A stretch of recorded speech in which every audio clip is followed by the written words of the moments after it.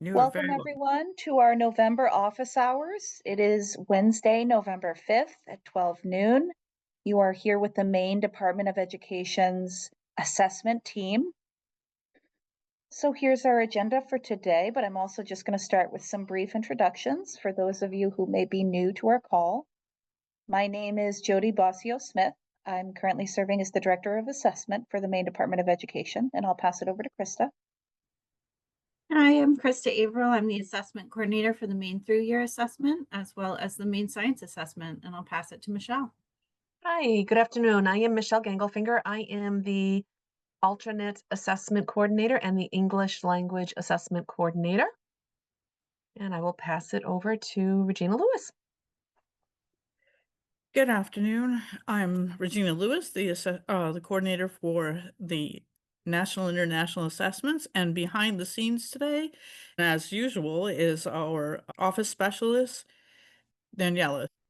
We also have Leah Jarvis on our team. She is our business analyst, as well as a special guest, which is our data warehouse coordinator here at the department, Brett Molin. We'll be hearing from him right at the top of the hour. He is here to share information about the new assessment data dashboard.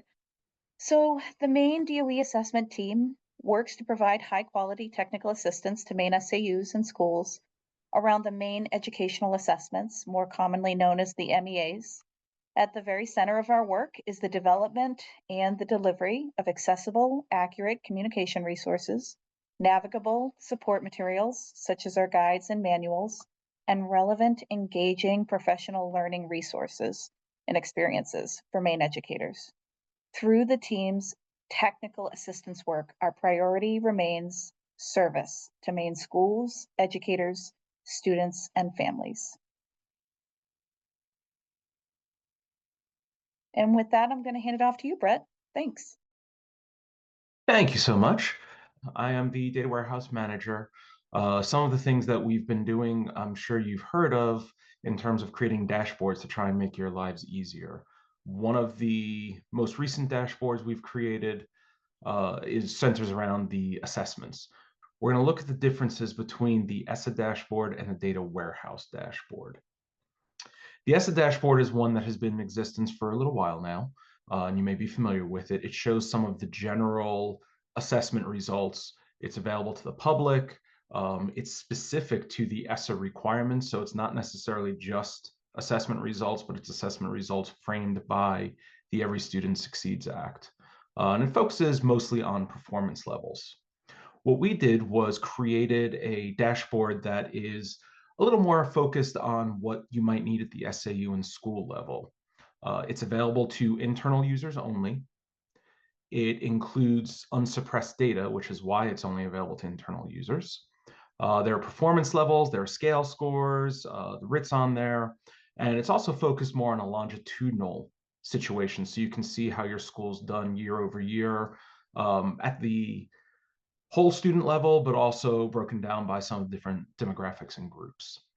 So who has access? Appropriate DOE and state users have it. Superintendents have it. SAU administrators designated by superintendents have it. And if you might already have it, looking at the list of people in this, I know some of you have access to it, but if you don't, we're going to share how you can get access to it in just a little bit. The data that's available. We have data on the ELA, the math, science, and access. Like I said, we've got all of the different score components that make up each of those assessments. We have it for differing numbers of years because it depends on how long that particular assessment has been available, right? We can also share some customizations with this. Now we've got filters built in so you can see how different demographic and student groups are doing. We also have year over year averages. Part of the reason we're showing this to you is because we want your feedback. We want to know what other customizations you might like or you might think might be helpful to you. And then the level of granularity, like I said, right now it's at state, county, SAU, and school level. There is the possibility we've been discussing, should we put it at a student level, or is that maybe too much? Would it make it too busy? I'm not really sure, but again, that's kind of what we're looking for feedback on from you. The next slide shows you how to get access It is, like I said, given to all superintendents. So if you're a superintendent here and don't realize that you have access, you do. But I can certainly help you get on if you haven't looked at it yet. If you're requesting access, it's super simple. It's the same way that you would request access for Neo or Synergy or anything else. You need to request access for QuickSight. And that QuickSight access is done through the Maine DOE website, but there's also a tiny URL there. It takes you to a Qualtrics survey, and that survey allows you to request access. This must be done by a superintendent. So ask your superintendent to request access on your behalf, and it will go through, and it usually is a pretty quick turnaround within 24 hours or so. Once you have access, what you're going to be able to see is your SAU and your school-specific data unsuppressed, right? So that's going to show all of the numbers to you. There's not going to be anything hidden. You'll also be able to see the state level data and other SAUs and other schools' data, but you're going to see that suppressed. So you're not going to have your school's information shared with folks that maybe shouldn't have that granular level, but you'll be able to see other folks' data. Again, some of the data hidden, but this way you can kind of compare how things are going in your school or SAU as compared to how they might be going in others. I think at this point, I'm going to maybe share my screen and just kind of give you a glimpse of what the dashboard's functionality is like. So this is what the dashboard looks like. It has a general landing screen, and you're going to be using these dashboards more and more. We've made sure that the layout is always the same. So for folks that maybe are used to already using this, if you're a superintendent that has it in your district, that you've been using it in your SAU, the controls should all look the same. We try to keep those the same. I'm going to go over it real briefly just for folks that maybe haven't seen it yet. Across the top are these tabs, and you can see that they're labeled Math General Assessment Brit, Math General Assessment Scale, the alternate, right, and so on. There's a little arrow here so you can keep on going across, and shows you all of the different possible assessments that you can view, including the access. The raw data is the last one, and we're going to look at all of these in a minute. And then the metadata tells you where all of this information is coming from, right? What data collections, what time of year, that sort of thing. So let's look at the Math Writ first. You can see across the top, if you drop this arrow, you can see the ability to change what you're looking at. So obviously you can go back school year. It's only available for years that this particular assessment was being given. And we can change it to whatever you like, really, whatever makes sense in terms of what you're trying to research from a linear, a longitudinal perspective year over year, or if you're just looking for a previous year's assessment results. Down the side, you can see there's a number of ways to group this data. You can see it either by attending school county, SAU, and that's both attending or responsible, attending school, grade level, and then this metric selection is what lets you see it either over time or as an average. We're going to stick with over time for now. I'm going to leave this at a fairly high level because I don't want to expose any school's PII, but just to give you a hint of how it looks to drill down, we could go to, let's choose, I don't know. Let's choose Auburn Public Schools. Oh.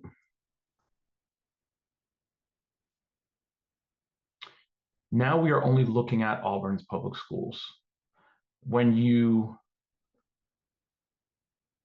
hover over them, it actually shows you the number of students that took this. And you can see their high school level, the average RIT score, as well as the score counts. That's how many students actually participated at this particular level for this particular year.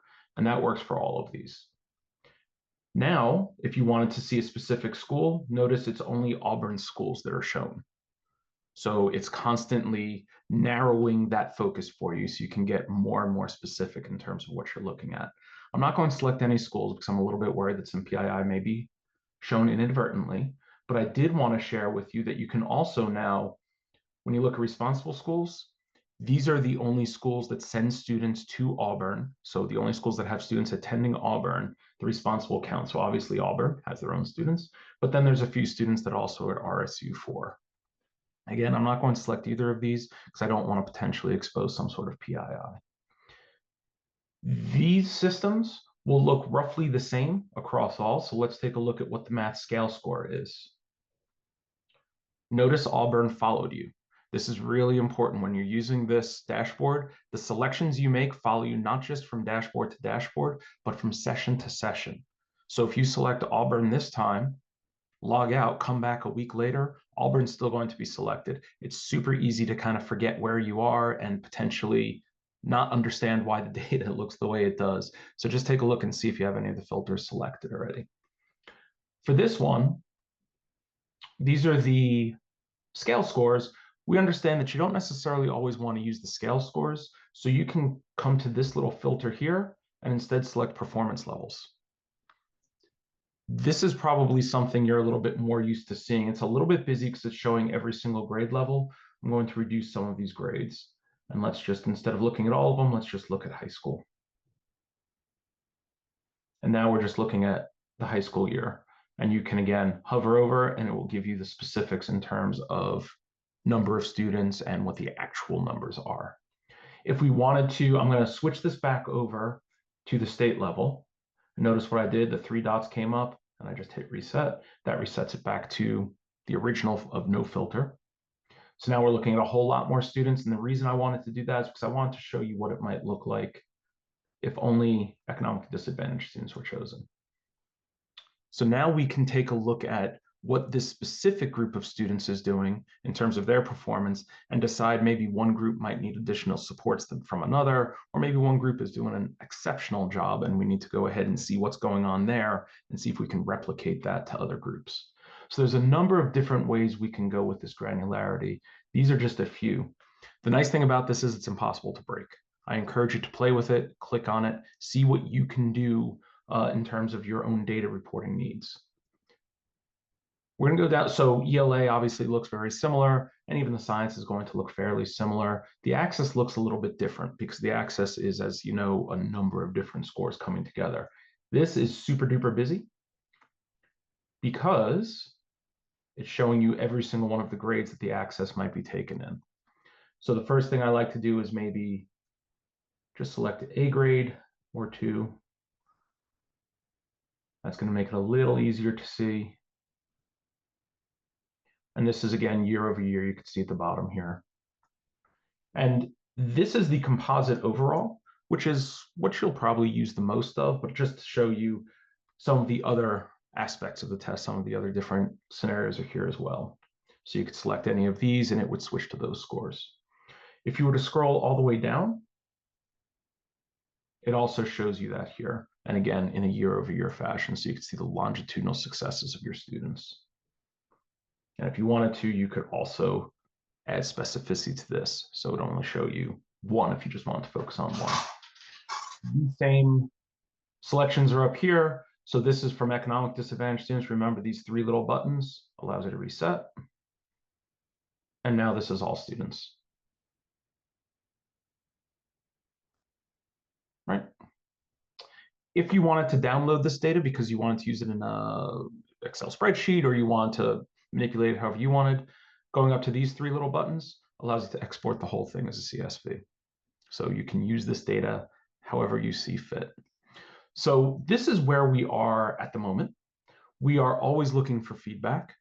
I would encourage you to talk with your stakeholders, the folks in your classrooms, the folks that are responsible for your students, and see if there's anything that maybe makes sense to add or to change or to make more clear. And by all means, please let me know. My email address is in this PowerPoint a couple of different times. So please don't hesitate to reach out to me or, of course, anybody on the assessment team. Brett, a couple of questions. Can you clarify for the audience how often this dashboard is updated? In other words, what students can they expect to be able to see in the dashboard once they have access? Absolutely. So the most recent assessment would be the 24-25 assessment, and that is what you're going to be seeing. So you are seeing students that took this assessment in 24-25 in the school where they took it. Okay, that's an important distinction. So if you had a student, let's say that you're from, we were using Auburn earlier, let's say that you're from Auburn SAU, and you have a brand new student that you did not have last spring. They took the assessment in a different SAU, and then they moved to your SAU in August, you might not readily be able to see them. That's possible. However, the majority of the students that you had last year in your school that took the assessment, not a problem. You'll be able to see them the following year.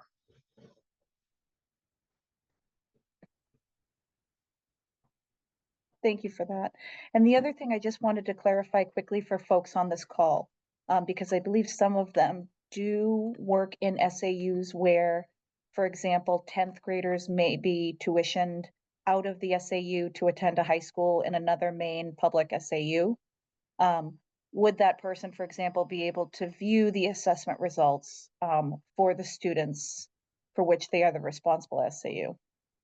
That's a great question and something that we were working on quite literally this morning.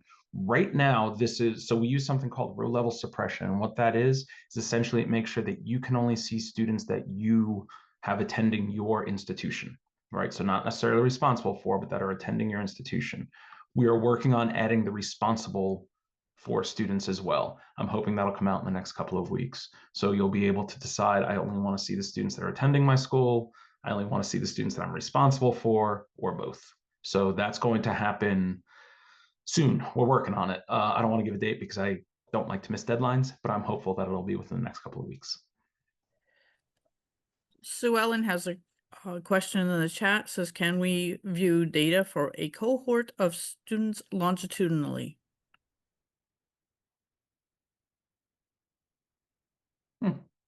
Yeah, we can make that happen. Not currently, but I can certainly make that happen, sure.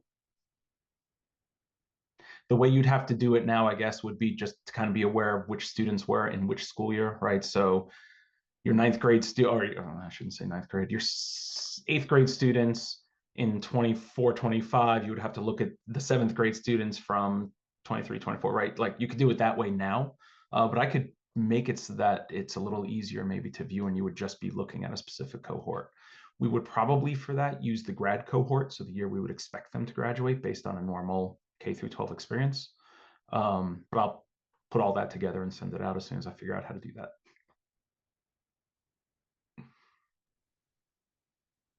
I don't see any other questions in the chat at this time, Brett. We did Sure. include your email address again, and Great. the participants do receive the slides. I also put in a plug for our November 17th session around the English language proficiency dashboard that you created, because many of our district assessment coordinators and folks on this call are pretty heavily involved with, the WIDA access testing and the ELP proficiency data. And so just want to say thank you for being here today, but also I think, a big thank you for always being so open to feedback and always answering people's requests with, yeah, I don't see why we can't make that happen. I think it makes a huge difference in functionality and making things work. So thank Absolutely. you. My pleasure. And certainly as folks get access to QuickSight and the dashboards, by all means, play with this one and share feedback, play with the ELP one and share feedback, but also play with them all. There's a lot of data in there. So never hesitate to reach out and ask. If we don't have it created yet, doesn't mean we can't create it. And also a shameless plug for me. Every Wednesday at noon, I have office hours, not this Wednesday because I'm here, but every Wednesday at noon, I have quote unquote office hours where it's a drop-in situation. If you have a question about any of the data in the data warehouse or these dashboards or functionality in specific, by all means, please drop by. And if you can't make that, just email me. I'm always available and we'll find time to meet with you. All righty. And Brett, are those links to your office hours on the Maine DOE events calendar? Yes. Okay. Yes, they are, Okay. but I can certainly share them as well.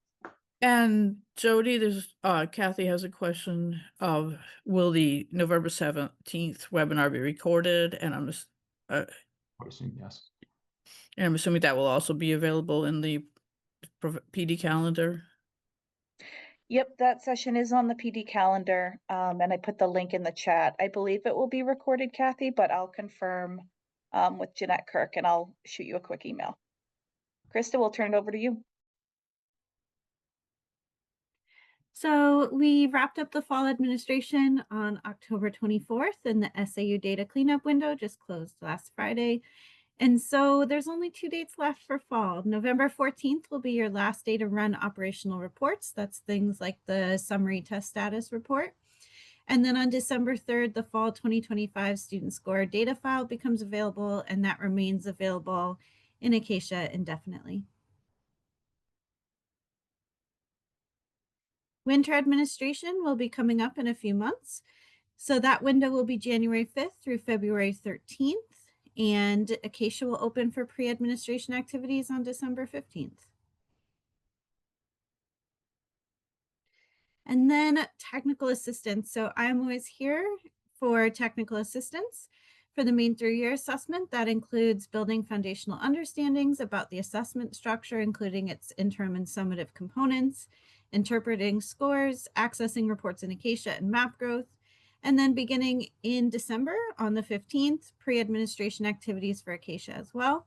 If you're interested in technical assistance, just please email me.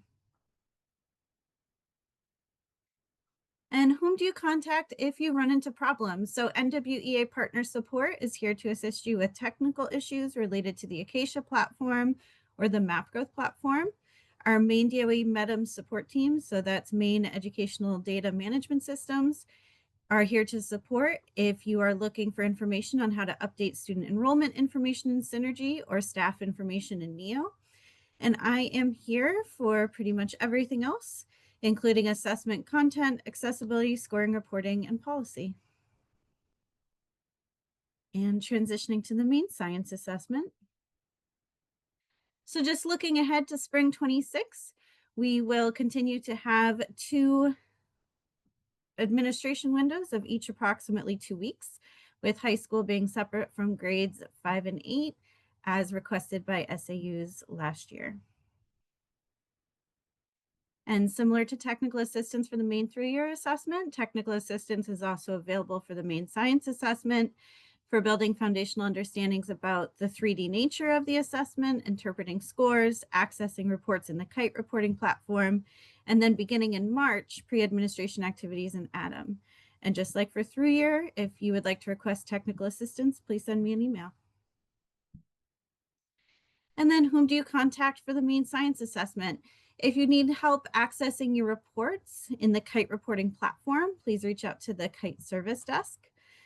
However, if you're a district assessment coordinator and you don't yet have an account, reach out to me first so I can create one for you. I'm also here for your questions related to content, accessibility, scoring, reporting, and policy. And the Maine Science Support Desk will be gradually rolling out our spring 26 manuals and guides. And with that, I will turn it over to Dr. Lewis. Okay, good afternoon and on to NAEP. Just a quick reminder that the administration window is around the corner and begins on January 26th. As always, please reach out with any questions and technical assistance is always available. Next slide, please. Highlighting some NAEP priorities for November. The assessment dates are now available in the assessment management system. Schools selected to administer NAEP on school-managed devices need to identify an application installer. All schools need to identify a school coordinator, and there are 3 questions that need to be answered on the grade information tile in the AMS. This is a priority question. The priority question is, how many students are enrolled in the selected grade? Please have the principals provide this information by November 13th in preparation for the uploading of the student enrollment list that will be provided by the A team on November 14th. And this is a quick question to answer, and it's used for a little QC to make sure that we have enrolled the entire list of students or uploaded the entire list of students. And we also use it to verify that the number provided is also accurate. So occasionally we'll have a principal provide all the students enrolled in the school rather than just in the selected grade. The other 2 questions listed below are the related to the dates of winter break, and that helps our assessment teams schedule the assessment.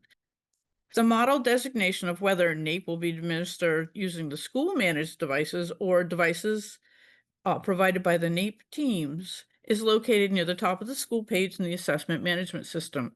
The scheduled assessment date is on the line between the school name and the device model designation.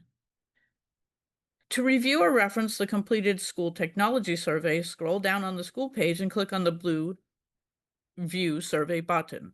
Schools will need to schedule an assessment planning meeting with the NAEP field reps who will be administering the assessment. This information is located on the assessment planning meeting tile. You can see a little bit of the detail in the screenshots.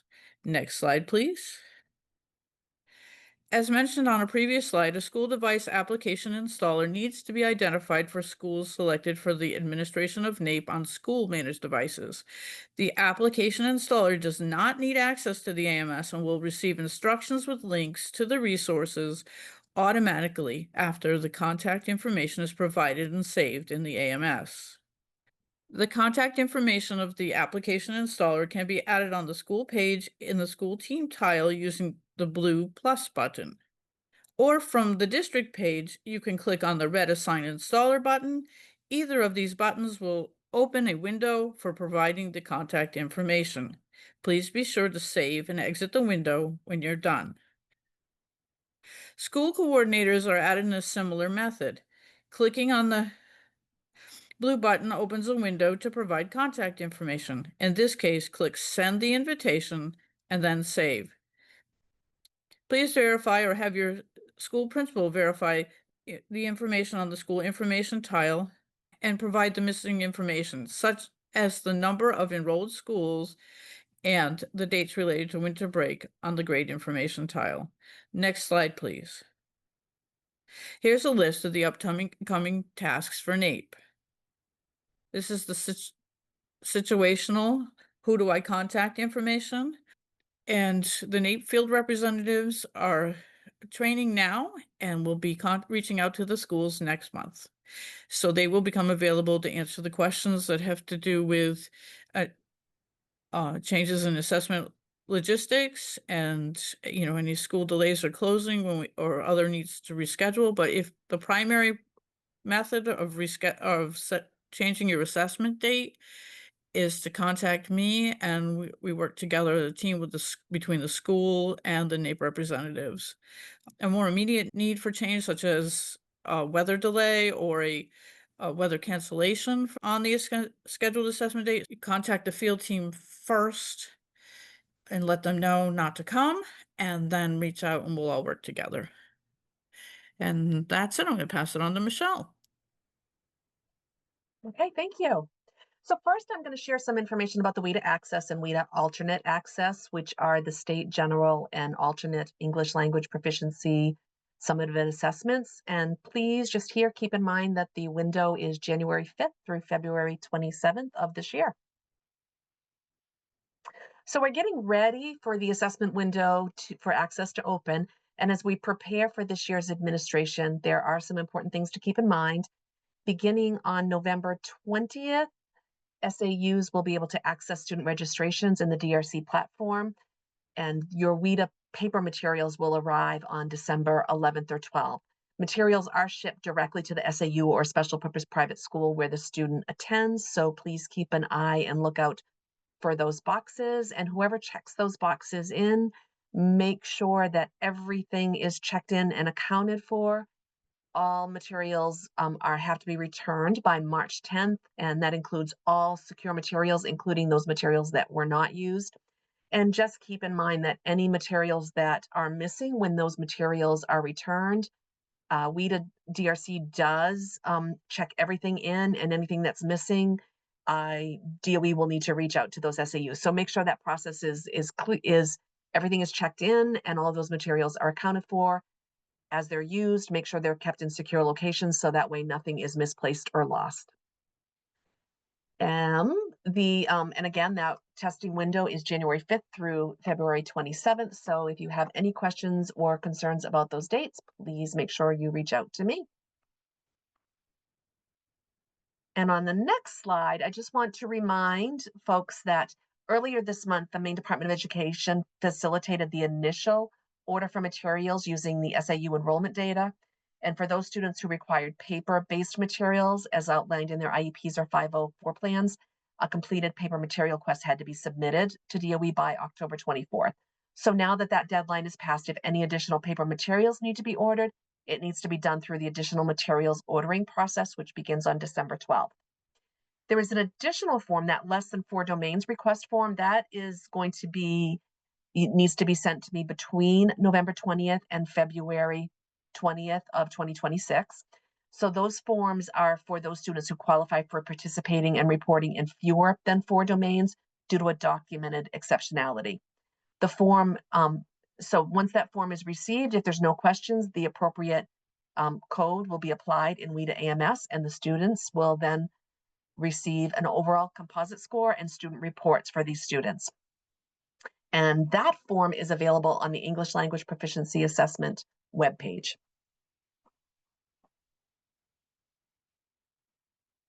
On the next slide, we've got some professional development opportunities that I just want to draw your attention to. So on Monday, November 17th, there will be an overview of access for new test coordinators. Then on December 1st, there will be an alternate access for MLs. That's an overview of the alternate access. And we'll have an accessibility features and accommodations on the access on December 15th.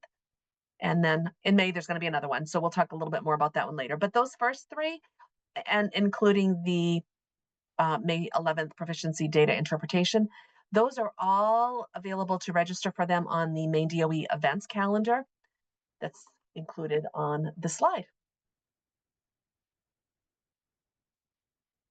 So here is the who do I contact for access. So WIDA Client Services, you can contact them for account creations, assessment training module questions, self-paced learning resources. DRC can be contacted for account creation for their platform and any technical issues related to the AMS platform, including finding students, assigning accommodations, or technical issues related to the DRC browser. I am here for any other questions that you may have. Move on to the MSAA. Our window for that is not until March, so March 9th through April 24th. So you can just mark your calendars for that. We do have a few important dates on the next slide, just to kind of keep in mind. So special education directors will receive a test coordinator survey at the beginning of January. That survey must be completed during the month of January, and that is uploaded to the MSA platform. And that's how test coordinators are assigned to the platform. Once those test coordinators are assigned, then test coordinators will be able to add test administrators when the platform goes live in February, on February 17th. And that's also when the training modules become available. And just kind of as a preview, we did make some changes to the training modules this year for those SAUs that have TAs that have completed the training year after year. We've kind of condensed those modules a little bit, so we'll have more information to come on that. There will be some requirements that your test administrators, that there have been no technical security issues or misadministrations. So I'll provide more information that on upcoming office hours, but I just kind of wanted to give you a heads up that that is something that is coming for this new for this year. The next slide, I just want to remind those SAUs that are required to complete a 1% action plan. We're all notified via email beginning of October. So just a reminder that if your SAU received an action plan and you have not completed it and sent it back, those will be due no later than November 19th. And if you have any questions on how to complete those action plans, please do not hesitate to reach out to me. I am very, very happy to help. MSAA also has some upcoming training opportunities. So in January, we'll have the MSA training for all assessment test coordinators. We will have alternate assessment test administrator training in February, on February 4th. And then there will be a required early stopping rule training for any SAUs or special purpose private schools who had early stopping rule misadministrations. And here, who to contact. Contact the MSAA service desk if you have issues with the platform or questions around account creation and permissions, any questions about the mandatory training modules and quiz. You can contact me for any other questions, anything that you have. I am here also happy to help to answer any questions related to MSAA.